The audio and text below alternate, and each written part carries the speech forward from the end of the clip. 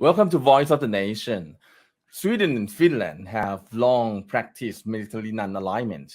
However, following the Russian-Ukrainian conflict, they are seeking membership to join NATO. What will happen next? Anyone will hold up this membership, and we need to know what will happen to the security and military landscape in the future. Please welcome our guest today, Kun Kasit Pirom, former Foreign Minister of Thailand. อาจารย์สวัสดีครับ สวัสดีครับ Hello to everyone คุณวิทยา and the audience ครับ Thanks for joining us today. I have very little knowledge but big interest about this issue. The Sweden and Finland seem to change their stand by seeking the membership to join NATO. And before we come to that point, can you tell us about the whole overall picture of the Sweden and Finland in relationship with Russia?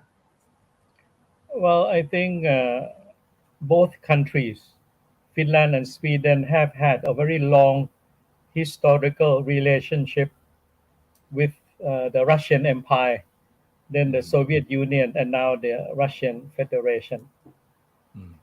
There have been many wars and battles between Finland and Russia and Sweden and Russia and so on throughout history. There were Swedish or Finnish troops even invaded the Russian mainland and so on and vice versa. And I think at the inception of the Cold War, at the end of Second World War around 1940s, the Western world under the leadership of the United States went about to set up a security arrangement called NATO, North Atlantic Security Cooperation.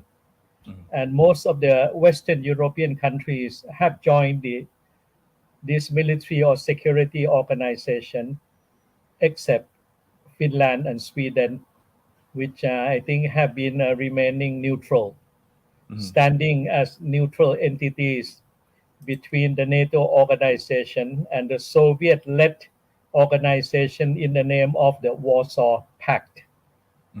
And with the end of the Cold War, towards I think 1989, 1990, and so on, the Warsaw Pact was dissolved under the leadership of the Soviet Union or President Mikhail Gorbachev and so on. But NATO continues to remain after the Cold War until to this very day.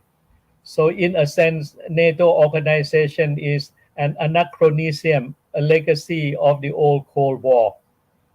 And it has no opposition entity to confront or to oppose it because the Warsaw Pact was no longer there.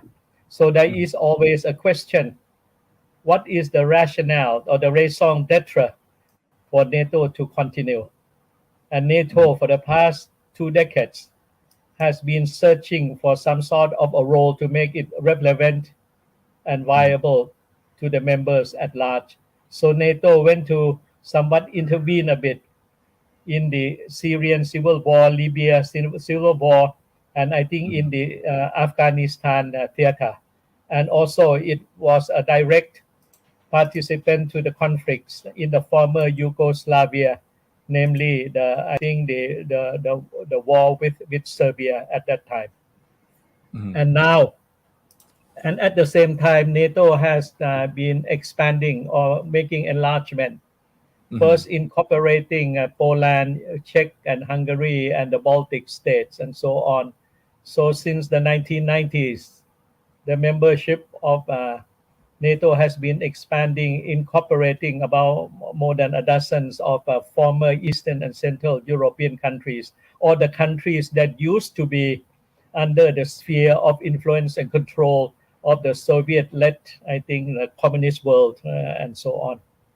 And I think the latest episode was the wish of the NATO members and the NATO organization itself to expand its membership by trying to incorporate Georgia and Ukraine. And that's where problems started between the Russian Federation and NATO as a whole, because the expansion of NATO from the Russian point of view have, I think, affected the security interests of the Russian Federation, as well as, I think, the negation of the promises made by President Bush the senior Mhm. with Gorbachev at that time, that Mhm. after the unification of the two Germanys, Germany, the unified Germany would remain a member of NATO, but there would not be any more expansion of Mhm. NATO eastward, that is towards the Russian Federation's territory.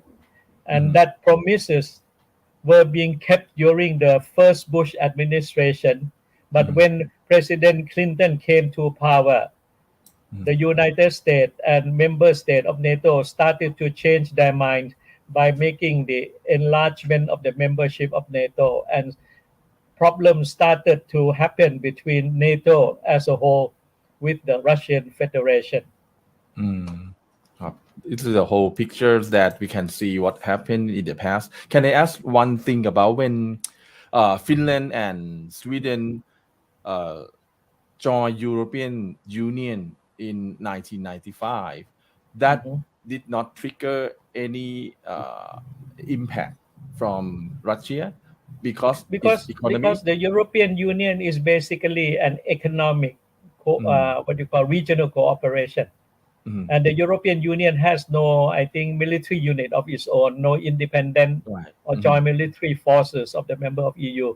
And at mm-hmm, the same time, I think there was no need for EU to have its own military unit, because mm-hmm. it could get the umbrella or the protection from the presence of the NATO organization. Now, NATO enlarging its base then would include Sweden and Finland. Do you have any information, or you think what the real motive behind Sweden and Finland seeking membership? Are there any other related issues with like Turkey? Well, I think before answering that question, Mm, I think we must be also aware that for the past decades, Sweden and Finland have more or less been the de facto members of NATO. In the mm, senses, there have been joint military exercises between NATO and the armed forces of Finland as well as Sweden. There have been exchange of intelligence and military planning and so on. mm, So the membership of Finland and Sweden now, if it were to happen soon, it would only the formalization of the de facto relationship that has been going on for decades. But I what see. instigated the formal membership of Finland and Sweden into the NATO organization was the event or the fact that Russia, under President Putin, on the Mm, 24th of February of this year, mm, decided to invade Ukraine in mm, order to prevent Ukraine not to join the NATO NATO. membership, Mm, because from the Russian point of view, if Ukraine were to join NATO, it would mean that the NATO presence would be at the very border or at the very front door of the mm, Russian Federation. And mm, by extension, mm, there could be American soldiers in the NATO uniform mm, standing in front of the gate into the Russian Federation. And that mm, is not acceptable to the Russian side. And I believe mm. whether it's President Putin or any Any Russian president? Mm, leaders would not want to see American soldiers in the uniform of NATO mm, standing in front of the gate into the Russian Federation. mm. So And I with think right. from the Mhm, Russian point of view, to get into Ukraine, from their point of view, is to I think uphold their security situation, as well as a preventive measure of not allowing NATO to threaten the very security and survival of the Russian Federation. with the Sweden and Finland's membership into the NATO formally, because you said about its de facto before, is now formal like this. We will raise the tension in the conflict. Well, I think the Sweden and Finland have only submitted application to join NATO only last week. And the final decision have to come from all the members of NATO. It must be a sort of a unanimous 100% consensus. There cannot be any veto from any of the member of NATO. So it has to be unanimous, 100% accepted by the existing members. But also lately, during the past 1 week, we have heard of the position of the Turkish government. Turkey is a member of NATO, and the president of Turkey has come out to say that it would oppose the membership of Sweden and Finland in NATO for the fact that Turkey for a long time has been displeased, discontent with the behavior of the Swedish government in the sense that the Sweden has been, I think, giving refuge to the Kurdish separatists from Turkey. And Turkey has been asking the Swedish government not to give refuge or to harbor the presence of the Kurdish, which from the Turkish point of view, they are not freedom fighters but terrorists. But they met a deaf ear from the Swedish government. So Turkey is paying back by going to refuse the application of Finland and Sweden into the membership of NATO. But I think things are going, the negotiation behind the scene is going on. I'm quite sure that there is a lot of pressure from the United States towards Turkey, for Turkey to, I think, withdraw its objection to the membership in NATO of both Sweden and Finland. So far, it's only Turkey that made a clear stand to blast Swedish and Finnish membership, right? But any other countries that I don't know. I think it depends on how much of the Russian diplomacy working. Whether Russian is, I think, moving behind the scene. You know, with some of the, I think, right-leaning countries like Hungary and so on to also to come out to oppose the what you call the Swedish and the Finnish membership. I'm sure the Russian diplomats are moving in various capitals in Europe and so on to try to prop whether some of the other European countries who are members of NATO would also move along the way of the of Turkey. Well, one do not know. It in the world of diplomats and diplomatic strategy, where Turkey doing this out in the open, you think it's predictable, or is just a part of the game of something that will test the water if the Sweden and Finland can seek the membership? I think Turkey would have to do it in the open because next year there will be the general elections in Turkey. And I think the current president of Turkey, Erdogan, he needs the vote. Second, the economic situation in Turkey is very bad, very high inflation. The value of the national currency, I think the lira and so on, has gone down the drain. And so on, you know, the cost of living very expensive and so on. So there is a general discontentment and happiness among the Turkish people. So the Turkish leadership need a subject matter or two to divert the attention of the Turkish people in order to win the next elections and so on. And one way of doing that is to refuse the membership of Sweden and Finland in NATO. It might create some sort of self-esteem and nationalism among the Turkish populace and so on. That's right. To tell the world that Turkey is a force to be reckoned with. It cannot be looked over and so on. And that will, I think, strengthen somewhat the popularity of the Turkish government at the present. So far, Turkey and Russia have been in a good relationship in terms of military support or economic support. Well, I think they do have some differences. in the Syria situation. So they have some differences, and there were one accident whereby I think a Russian aircraft were being shot down by the Turkish people, but that has been papered over, reconciled, and so on. Then I think the second point is I think a mutual dependency. Turkey is dependent on the Russian natural energy, and then I think Russia needs some of the products from Turkey and all of this and so on. And they are both on the Black Sea, and the Russian fleet has to go through a very narrow pathway or through Turkey, and Turkey has the right, I think, to close and so on. So both countries are mutually dependent, and I think they have to keep their relationship as cordial as possible, avoiding antagonizing one another as much as possible. And And that Turkey at the moment, would like to play the mediating role between the Russia and the Ukrainian. Ukraine. It would raise the status of Turkey in the eyes of the international community. Oh, that's interesting.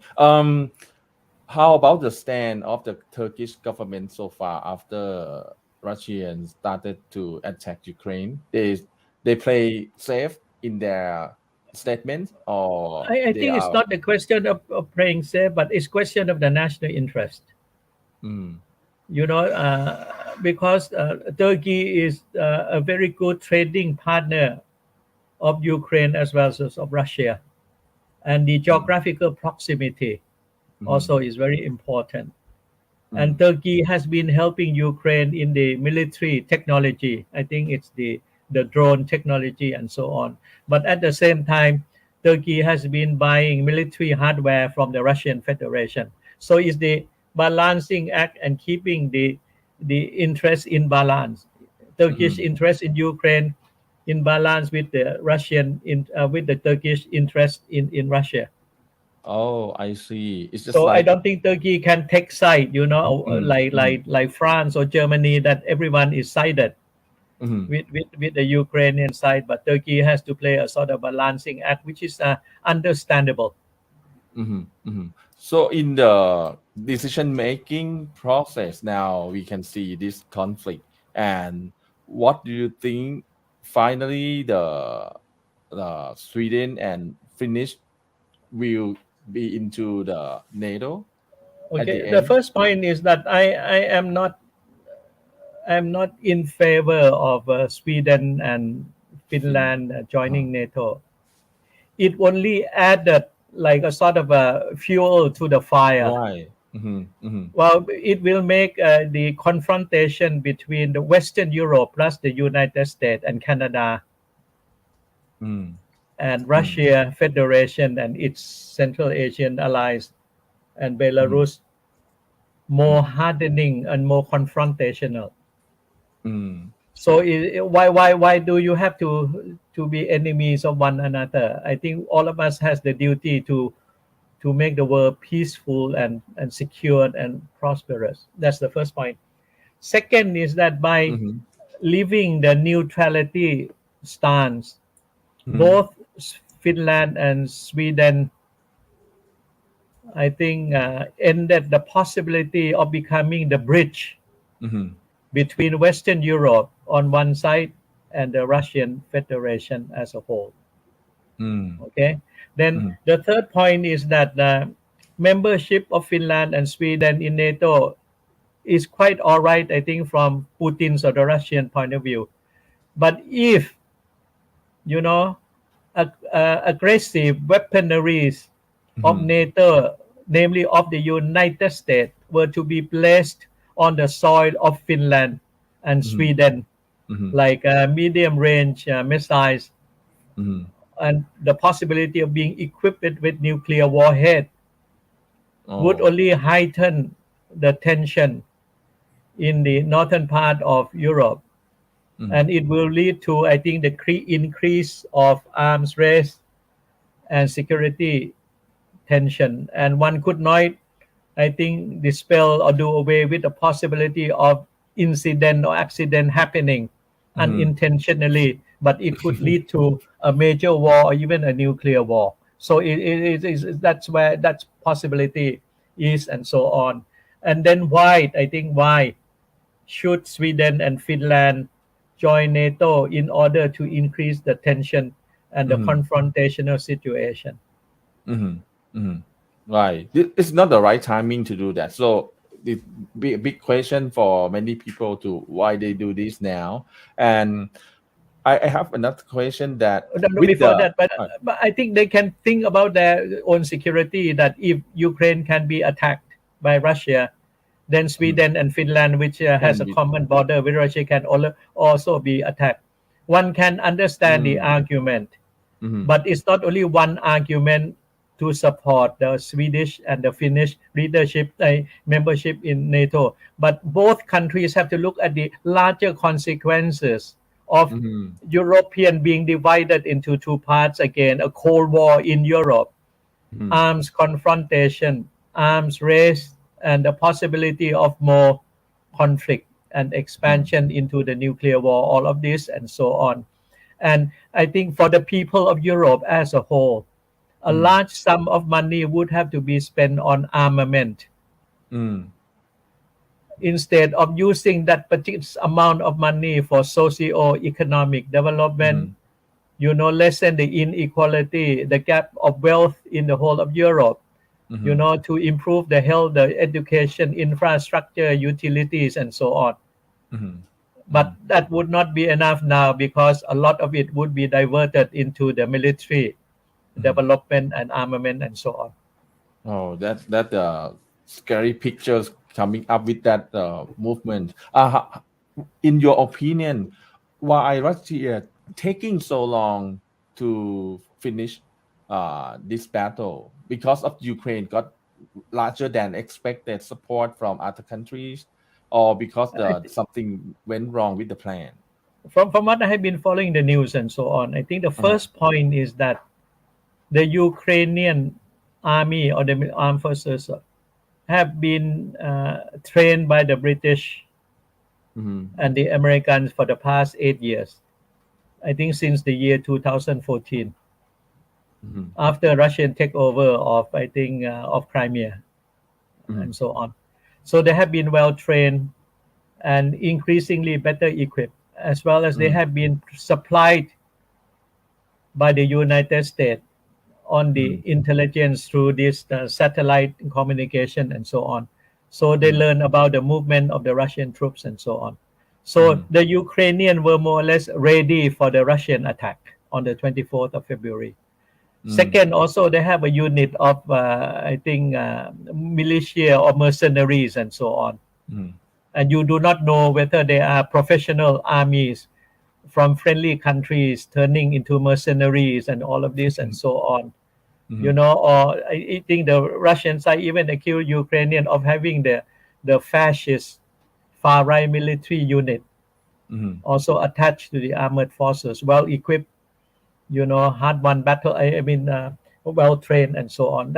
So the Ukrainians were ready, and for the past 8 weeks they have been getting more and more, not only intelligence but I think equipment and Mm-hmm. maybe better military advice from the Russia, from the American, from the British, the French, Mm-hmm. or even the Germans and the Polish military expert. Mm-hmm. Second is on the Russian side. Mm-hmm. I think it was learned that the equipment that they had, the tanks, the artilleries, and so on, were mostly 40 years old. So they have old equipment. Mm-hmm.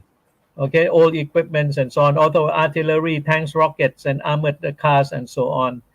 Second, I think the setup of the Russian armored forces or the army, Mm-hmm. it's like too many generals and too limited in number of the captains, Mm-hmm. at the lower level and so on. So, and the chain of command is very hierarchical and so on. Mm-hmm. The decision making, since you don't have enough captains, or young officers at the age of 30 to 35 to guide the troops and so on, then a lot of it you have to get permission from the higher authority and so on. Mm-hmm. It makes military operation and maneuver very difficult. And Mm-hmm. there is a lot of corruption in the Russian armored forces. Oh. Okay, corruption, selling arms to the black market for illegal arm trades and all of this. and so on, and they were not well trained. They were not well trained. I think that's another problem. So the chain of command is bad, the structure is bad, the equipment not very modernized, 40 years old and above. Okay, badly trained soldiers and a lot of corruption and so on. So these are, I think, the problem on the Russian side. And they did not expect that the Ukrainians were patriotic, ready to die at any cost, and fought with their heart and with the spirit and so on, which is totally from the Russian soldiers, because they were told to fight, to move, but without, I think spiritual backup and so on. Why do they have to go into Ukraine? No one could explain to them why. That very interesting. How about Thailand? Do you think the Thai government taking a very right stand, and also the recent visiting by the Prime Minister to the US, we could do anything better? Um, I am not purview to the behind the scene discussion of the Thai authorities, namely between the Prime Minister and the Foreign Minister of Thailand. I do not know. Okay, I only know about the outcome of our voting at the UN General Assembly, like you and everyone else, that Thailand did vote for the UNGA resolution, okay, to blame the Russian for the invasion of Ukraine. Okay, and in that sense, I think as a matter of principle, as a matter of the fact that Thailand is a member of the United Nations, and I think party to many of the UN conventions about sovereignty, about self-determination, human rights, and all of this, and so on, and non-aggression or non-use of force, and so on. So the decision of the Thai government to vote for the UNGA resolution, okay, to accuse Russia of aggression, is from the principle and from the ideal is a correct one. I have no problem with that. Okay. Then the second one is that Thailand did not join in the US-led sanction of Russia. I think that's correct. Also, we are not direct party to the conflict. And second is that Thailand has good relationship with all of the Western European countries and North America, the United States and Canada. We have good relationship and cordial with both Ukraine and Russia. So in that sense, we should try to be neutral and be able to explain. And second is that we could, as a peace-loving country, we can tell the world to ask both Russia, Ukraine, plus the NATO members and the United States in particular, to go for the immediate ceasefire and to return to the negotiating table. And we can do this individually. We can announce it to the world at the UN and so on. We could also work with the other 9 ASEAN members to have a collective voice and call for the ceasefire and for the negotiation to take place as soon as possible. Maybe under the auspices of the UN Security Council or the UN Secretary General, or under the friendly gesture of Turkey in combination with, I think, with China and India and so on. And then this could be done. Okay. Then the other point is that one has also to look into the causes of the conflict between Ukraine and Russia. And I did mention that there was the negation of the promise made in 1989 and 1990 by the United States and by the NATO memberships towards the Russian Federation. Second, in the realistic world, when a country said that its security interest is being affected by an action or activity, one cannot ignore it. And in this sense, the United States and the NATO members have been ignoring the call of the Russian Federation side to sit down and talk to the Russian Federation on the Russian security interest. That Russia cannot accept the expansion of NATO to the border of the Russian Federation. And one could not help but to recall that when the Soviet Union in the early 1960s placed military equipment and missiles on the Cuban island, that could have led to the nuclear world war. And President John F. Kennedy at that time told Khrushchev, the leader of the Soviet Union, you take everything out, otherwise there'll be war. And both sides agreed. The Soviet Union withdrew from Cuba, and at the same time, the United States withdrawn all the missiles from Turkey. So there was a mutual exchange. So we can learn a lot from the lessons of 1962 on the Cuban crisis. And the United States should not have short memory and could apply the experiences on the Cuba-Soviet thing to the Ukraine-Russian Federation if the United States leadership at this time were to go towards the ceasefire and the negotiating table. But what has been quite a dismal thing so far is President Biden for the past few weeks and so on. The only things that he has been saying was to provide more military equipment to Ukraine. And we all, the NATO and so on, must try to bring Putin down and push back the Russian Federation. I think that's call for more confrontation and for more bloodshed instead of moving towards the negotiating table. But at the same time, last week there was some good news that the Russian and the Ukraine side did meet again, although the outcome was not positive, but they did meet again. At the same time, France, together with Italy and Germany, as of last week, have jointly called for the ceasefire and for the negotiation. And I hope that both President Putin and President Biden would pick up that call of the three countries and move towards the negotiating table. And I think the UN Secretary General, instead of talking about humanitarian corridors and to help the refugees and the Ukrainian displaced person in neighboring inside Ukraine and neighboring country and so on, he should also, I think, promote and push for the ceasefire and for the negotiation between all the stakeholders and the party concerned. Wow, that should be something that we expect to see, the peace and also the ceasefire and the better negotiation. So we keep an eye on this this scene and all the issue with the Finland and Sweden membership seeking.